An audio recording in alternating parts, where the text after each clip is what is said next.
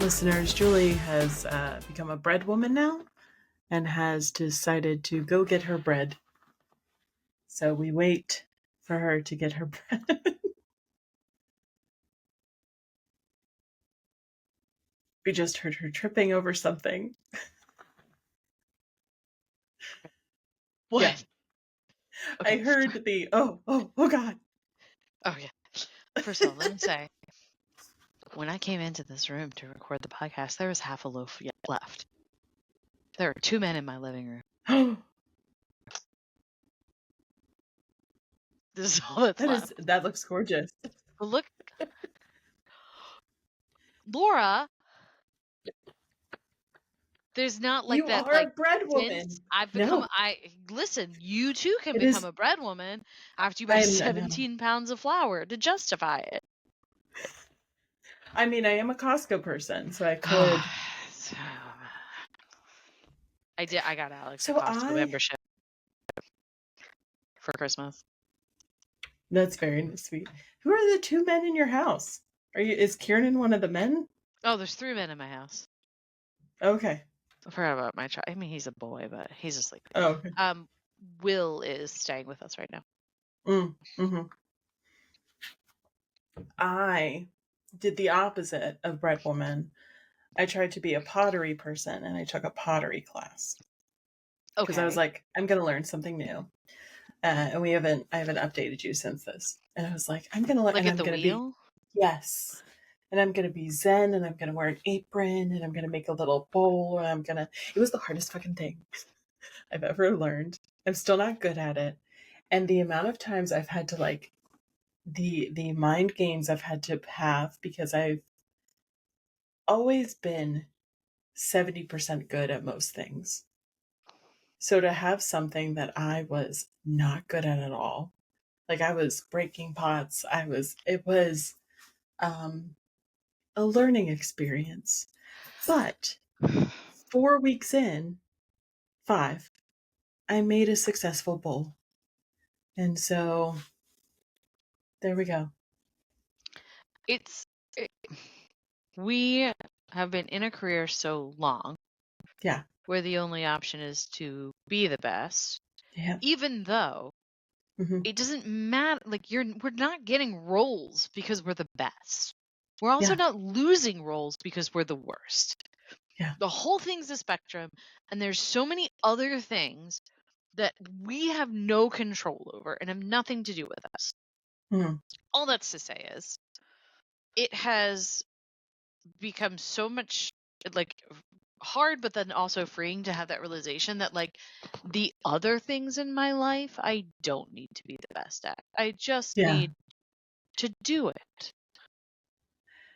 And I took this class to try to, I was like, I want to be new at something.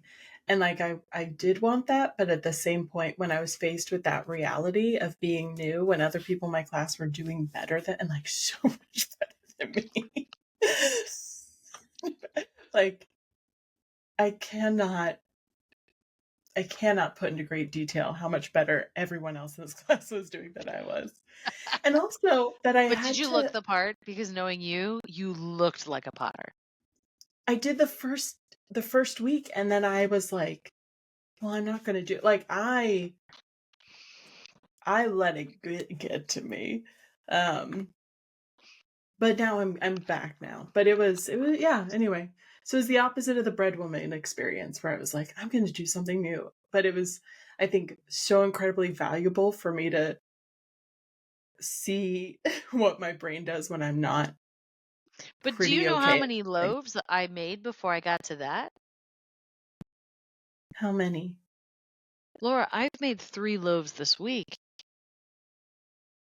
All alone, of them eaten just by this men. week. Just this week. And that's not how it looked yesterday. The first one I made, not even this week. This was when I started my flour, like 2 weeks ago. The first loaf was flat. It was like this thick. Same dough, same. Yeah. It's a journey. It's a dough journey or a dough journey. Clay journey. But that's not what we see on social media. We see the beautiful bread with the Oh, yeah. holes I haven't even shared the bread yet. I'm gonna wait. I'm gonna wait until another it's month until there's, like, art on there.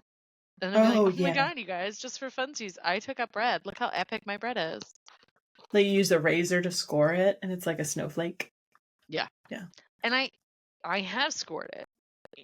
It just looks like cracks that have Mhm. formed, but they're crusty cracks, so I'm like, "Alright, I'm doing something okay." Speaking of learning, we talked with Tina Evans today, Oh, who yeah. is a I was like, teacher "Oh, yeah, I forgot we were here for something." a teacher at Tap Into Theater Academy, and owner and director.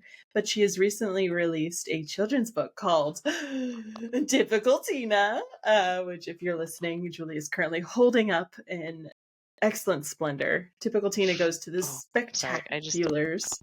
I love the smell of paper, and I didn't get a good whiff earlier. Oh, yeah, you gotta get that new book smell. Hot off the presses. And so we hope you enjoy our little conversation about directing, teaching children, and writing a children's book.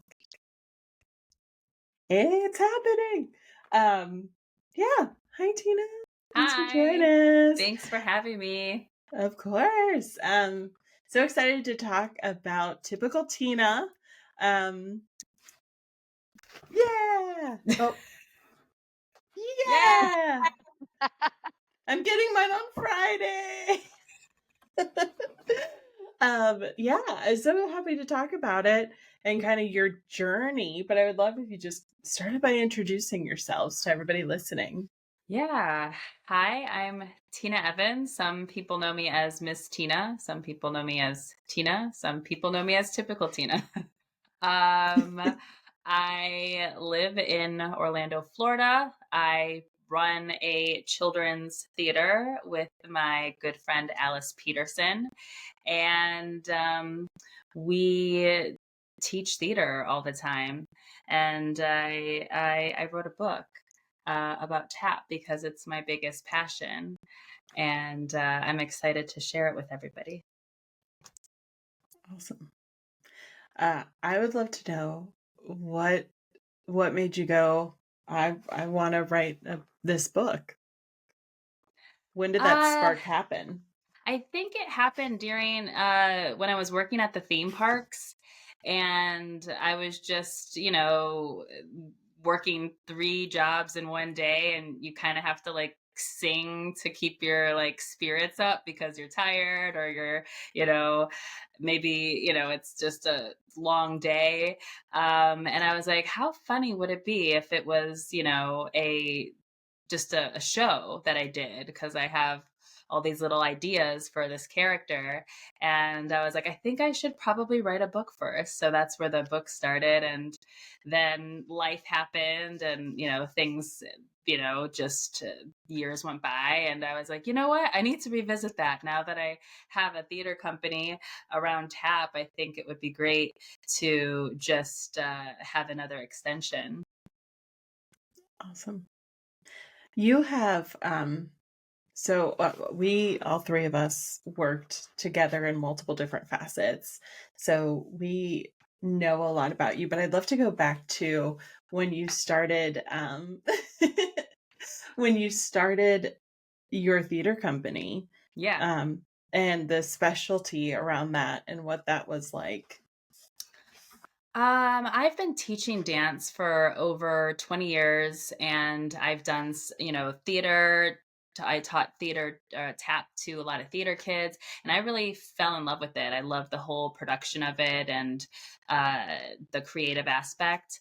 So when, I decided to open Tap into Theater Academy, it just, it was so fulfilling, and I was so grateful that I have somebody aligned with my vision that just elevates, everything, and moves everything forward together. We work really hard on these productions, and it's really cool because it's tap centric. So we're doing Moana, and there will be tap in it. There will be tap in Moana. So I'm really excited about it, and really seeing these kids excel at what they love. I think that's really neat. And that's always been something that I've really enjoyed as a teacher and a director.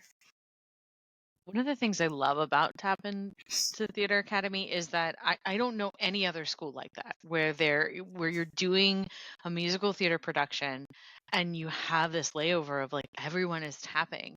And I think about how many times in my life, and I'm sure y'all's, you've been told sort of like, this is the standard. So if you want to do both these things, you're gonna have to choose between the two. And so I just, I appreciate that so much, but also I'd love to sort of hear how you've sort of gone against that sort of mainstream expectation as performers of sort of like, this is the context that you do tap. This is the context that you do musical theater. This is the age that you pursue these things. Yeah, that was really tricky. And it still kind of is sometimes because, there's really nothing like it yet. I'm hopeful that it'll spark a lot of more creatives to do something similar. So it's not so um, surprising to see, because I think kids can do amazing things. They just have to be led in a direction that they have guidance and support.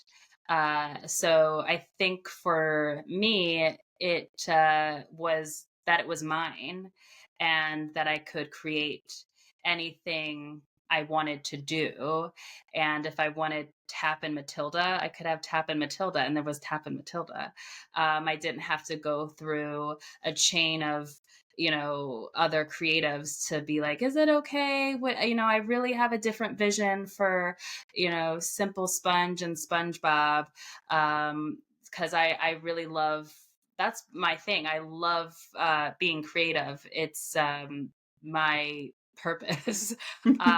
So I just think it's really neat. And I also talk to the kids about, if you're able to do something yourself, make it original to you and push that forward and see what that looks like, because that's what art is.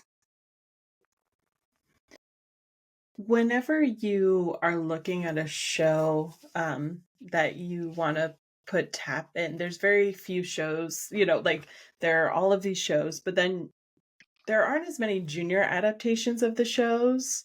Is there a show that you're like, oh, I don't know if I could put tap into that? Or a show that you're like, I really want to put tap into that one that you haven't done yet? Yeah. I think Matilda was a little tricky, just because it is so popular and it is so loved, that people are expecting certain scenes and numbers to look a certain way.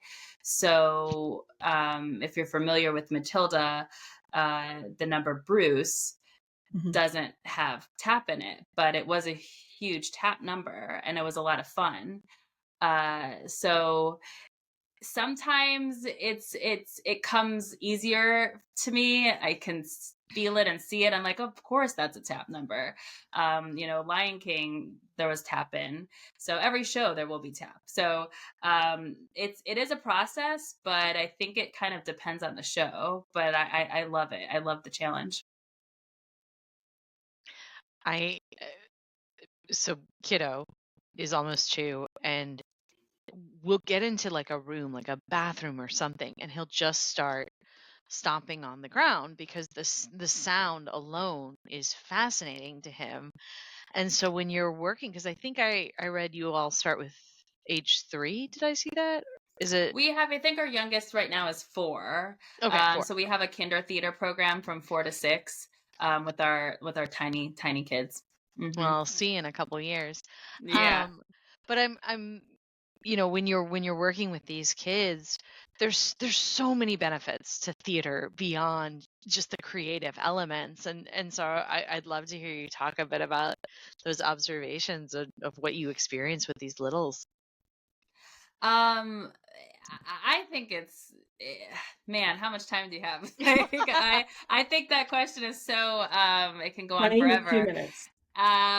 Perfect.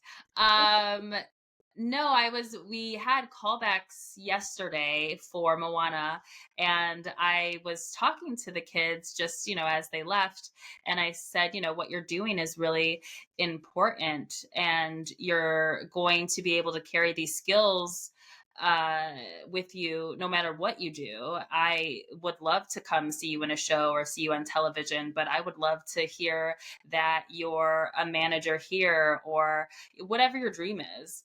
I want that for you. And I want them to be able to apply what they learn with us in their life, because I always think, and I talk to Alice about it all the time, if,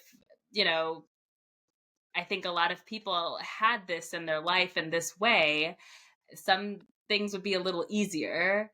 And there's a lot of things that kids deal with. They deal with, bullies, or they deal with being excluded, or their confidence. So knowing that we're providing a safe space for them to grow into, we want awesome people. I think is that's what gets me, that's what keeps me going. And yeah, no, I was talking about how people just should hire theater kids, to do whatever you need them to do, because they'll get the job done. They'll work with people maybe they don't see eye to eye with all the time, but they'll be able to move past it because they've worked with people maybe they don't see eye to eye with all the time. And you have to convince an entire audience that you have chemistry. So finding that, meeting someone where they are is something that they're really good at. And I think it's a skill that will, I think, help you in your life. Can you talk a little bit about like the community? You have these children who, may be experiencing bullying. Do you see them grow into their own community during these shows? And what's that like? I do. I think it's really neat to kind of have a lot of different lenses. I have the director's lens, I have the tap teacher lens, I have the mentor lens. And sometimes I'm just observing their behaviors and seeing a lot of these friendships grow, or seeing, a kid that was a little shy and now they're, they can't wait to sing solos, or so it's really neat to see. And to hear from the parents, even they'll let us know about stuff in school or their confidence. All of that is it means so much to both of us. I think it's just really special, because I think being a kid is tough. So you have this theater company that specializes in tap and children's theater company. You have this idea for a book. How does it start? How does everything start, or how does writing? How does writing the book? How does that start from that idea, from this experience? What was the next step? Well, I mean, I think things just kind of pop into my brain. I think it's just a little bit of an ADHD specialty there. That's the positive part. But yeah, just hopefully getting everybody really excited. I know my students will be very excited. I know past students have reached out to me, past families have reached out to me very excited. So all of that is such a, I feel so much joy with all of that. So, but hopefully merging them together, because we also have dance classes. So it's a whole academy. We have the theater production, we have the dance classes, and now the kids I'm hoping will take well to the book, and we'll figure out some fun things to do with that to promote, and hopefully just more books. Oh, go ahead, Julie. I was going to say that. So it came, as I was saying earlier, it came after bedtime. So I read it without story time. But I was like, oh, this feels like a series. Like it feels like we're Yes. Yeah. starting a series and it's Yes. not a one-off book. And I Yes. love that. Yes. Cause, yeah, no, this, is the beginning of, hopefully many more. I'm really, really excited. You know, there's a couple characters introduced and I had a lot of fun with, the illustrations. It's been a lot. It's been a journey. But now I'm like, okay, what's next? So what is the plot of Typical Tina? Typical Tina is a 10-year-old tap dancer, and she's very excited because she was accepted to perform her tap solo in the Detroit SpecTAPulars, this big showcase. It happens once a year, and it's a big deal. So she goes, but she doesn't just like, drive or walk there. She uses her tap shoes to teleport. You don't know the magic step yet, so there's things coming up soon.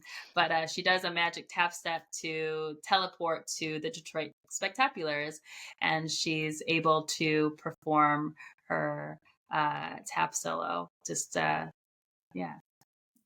And you're Now, from sorry. No, you and I were gonna say the same thing.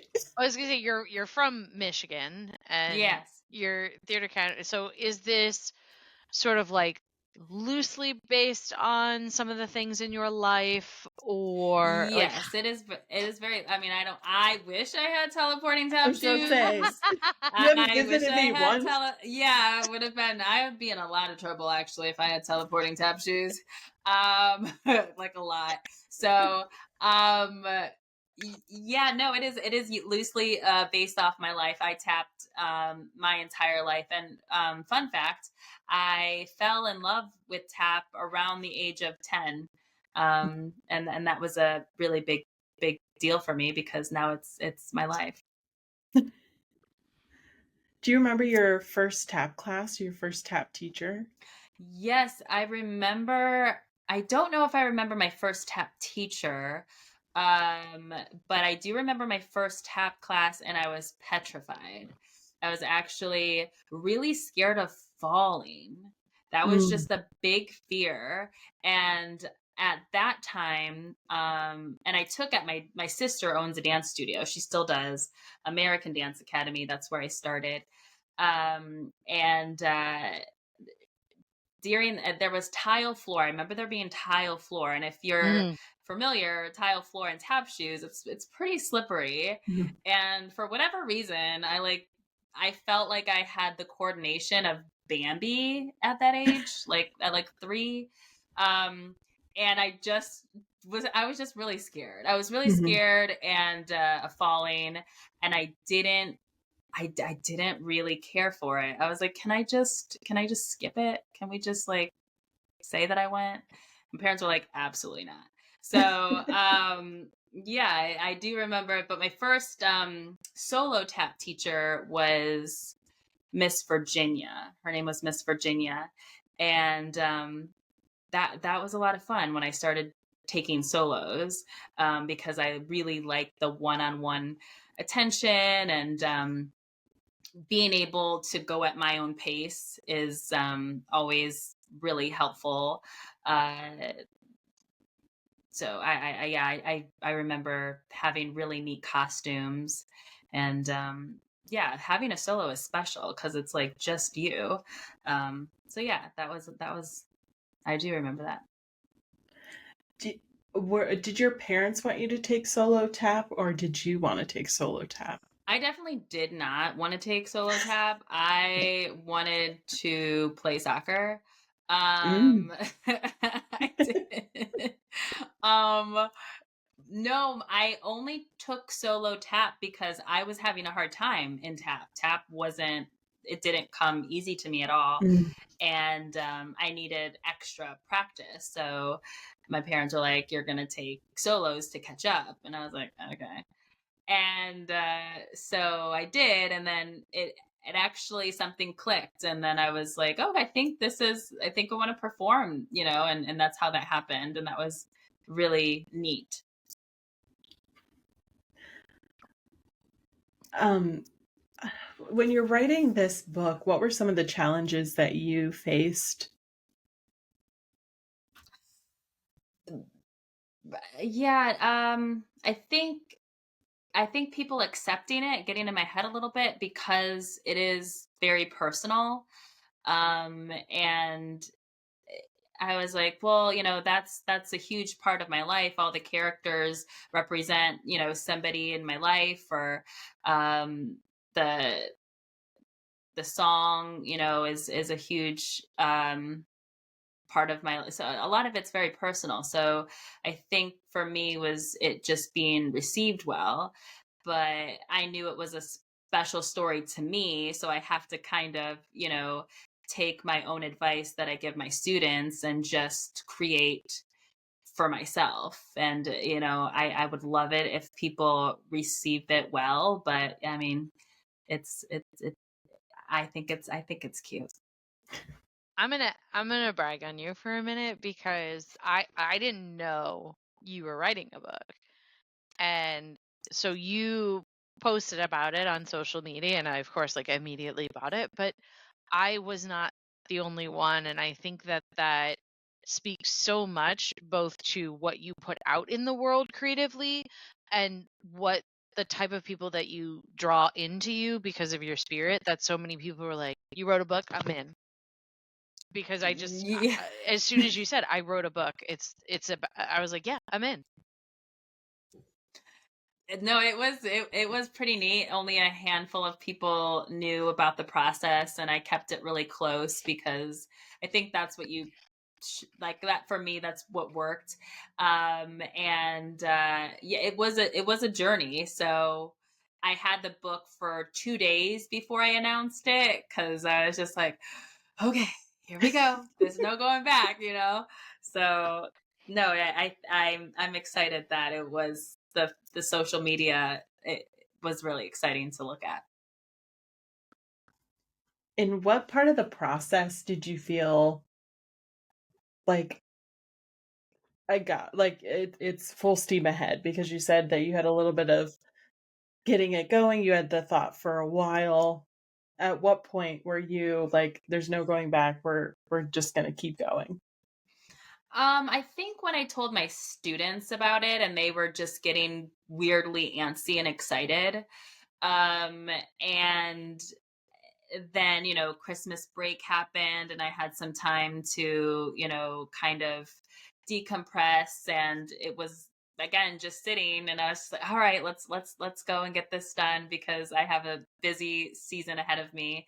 And it's time. It was just, I felt like it was sitting there looking at me. It's like, okay, come on, let's go. So that's, I just was like, I gave myself a deadline too. That was helpful. Hmm. I was like, all right, it has to be, before this date. And it didn't happen. It was like, I think a week late, but that was the formatting back and forth and all that. Well, what would you now you're gonna it's a series, right? Yeah. Um, what is a lesson you learned from this first one that you're gonna take to the next one when you write it? A lesson that I learned while writing it. Mm-hmm. Um, well, definitely give myself a deadline. Check.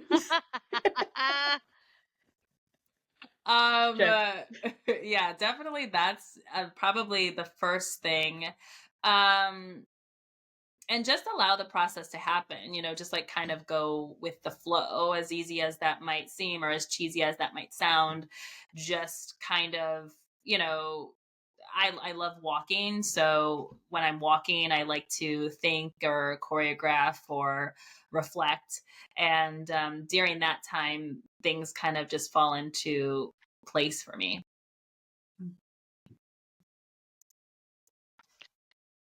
When I feel, I'm sorry, I'm chaotic. I just keep thinking of things. But with Tap into Theater, you're running this, you're Yeah. directing, you're choreographing. What is it like wearing so many hats, both from a creative standpoint to a producing standpoint to an admin standpoint? How do you balance it all and also not drive yourself bonkers. Well, I definitely do drive myself bonkers. Not many people see that side. Not many people see that side at all. So that is false. Um, I just, Alice, having her to lean on, and she takes on a lot of the admin things, or we tag team a lot. So that's been really helpful.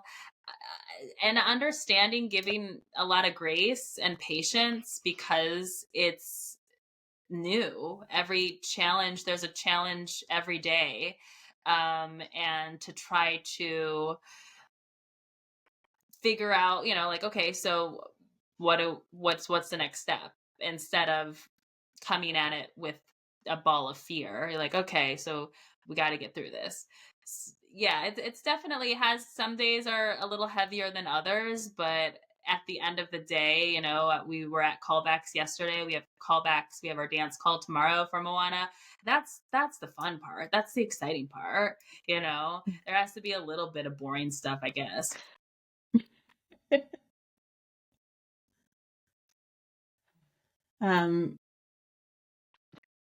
So I think it's incredible, especially with tap, is so, the accuracy needed is so intense, and especially at that age, to get that discipline from, children, sometimes can be a little, as someone who's directed that age group before, it's really hard sometimes to get them to just stand in a line. And I watch the shows that you do and the precision, and I just would love to know kind of like how you're able to train them or encourage them to be that disciplined at that age. I think, I was always taught, if you want to do something, you should want to do it the best you can. And I believe that kids can do that. And I think if you tell them it's hard, and you tell them, you can acknowledge that what they're doing is hard. And we do that all the time, because I'm constantly impressed. But if you set the bar high, that's all they know. And they're excited. They have this crazy adrenaline, because all of the kids want to be there. This is what they want to do right now, and some of them want to do it professionally, and that's very exciting to see. But it's important to them. It's very important to them, and so they want to do well for themselves. They want to do well for each other, and they want to do well for us. They want to do well for their audience. So there's a lot of factors that come into play, and I try to remind them that, we perform at the Dr. Phillips Performing Arts Center. And it's a big deal for them. Sometimes they get excited all the time, and we've done 11 shows there. That's really exciting. So I think they know what they're doing is really, I think it's really neat. I think they're going to look back, and that some of these memories will be pretty core for them. For kids that do struggle, maybe they have stage fright, or it's something that they want to do, but maybe they're scared, or what is the advice you have, both to kids and for parents, for when they have those moments of, I want to do this thing, but I'm scared? Or also for me. Thank you. I think taking summer camp is always a really good way to get your, like, dip your foot in. I also think taking classes is a great way. We have our acting classes, jazz classes, singing classes, and tap classes. So there's definitely options. And possibly like just, there's a lot of kids that go to school with, kids that are interested and they're always talking about it. So coming to see a show too. But understanding that you don't have to, start at this level. There are other, there's a lot of things that you can start with just to see if you like it, because I definitely don't want somebody to come in and feel overwhelmed or intimidated, because I want you to love it. That's the whole, I think, point. So, Tina, we're almost at the end of our time. Yeah. Is there a is there a lesson that, like, either with writing your book about your younger self or watching these kids learn these skills, that you have learned from them? So either young typical Tina or from these kids, that kind of holds the space in your heart? Yeah. To not take life for granted. I think that you spend most of your life as an adult. So I think your childhood should be filled with a lot of brightness. I think and I think art is one of them, and it's so special. So creating makes me happy. So seeing the end results and even seeing the process is so fulfilling. So it just makes me happy. Well, Tina, where can people find you? Where can they buy your book? Where can they see your theater company? You have so many things. So many things. All the tags. So many things. Well, definitely follow us. We're on Facebook, Tap Into Theater Academy. We're on Instagram. We're launching our website soon, so look out for that. Typical Tina is available on Amazon, so definitely grab yourself a copy. It's really cute. And yeah, follow us on TikTok. We're on TikTok, Tap Into Theater Academy as well. So you'll see some tap steps soon. Maybe even the one that is the special magic teleporting tap step. Man, I'm gonna teleport. Yeah, me too. Well, thank you, Tina, for joining us. Thank you for having me. This was so much fun. Thank you for listening to the Original Trail Podcast. The Original Trail Podcast is a part of the Trident Network. For more information about merch, our shows, or our other podcasts, please visit us at tridentnetwork.com.